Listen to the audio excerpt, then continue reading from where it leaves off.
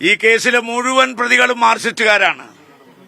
Marxist party ആദ്യമായി നടത്തുന്ന ഒരു കൊലപാതകമല്ല കല്യോട്ട്.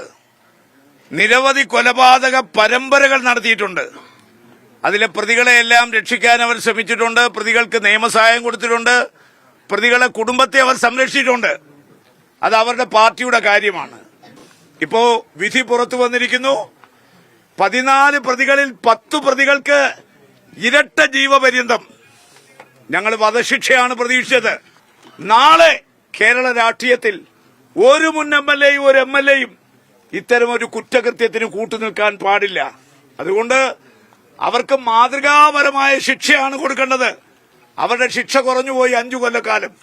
12 കൊല്ലം വരെ ശിക്ഷ കിട്ടാവുന്ന കുറ്റമാണ് അവർ ചെയ്തത്. അപ്പൊ അവരെ സംബന്ധിച്ചിടത്തോളം അവരുടെ ശിക്ഷ കൂട്ടാനായി ഞങ്ങൾ എൻഹാൻസ്മെന്റ് അപ്പീൽ കൊടുക്കും. ഈ 4 പേരുടെ ശിക്ഷ കുറഞ്ഞുപോയി. ഇവർക്ക് 5 വർഷം പോരാ. ഇവർക്ക് 12 വർഷം വരെ ശിക്ഷ കിട്ടാനുള്ള കുറ്റമാ ചെയ്ത്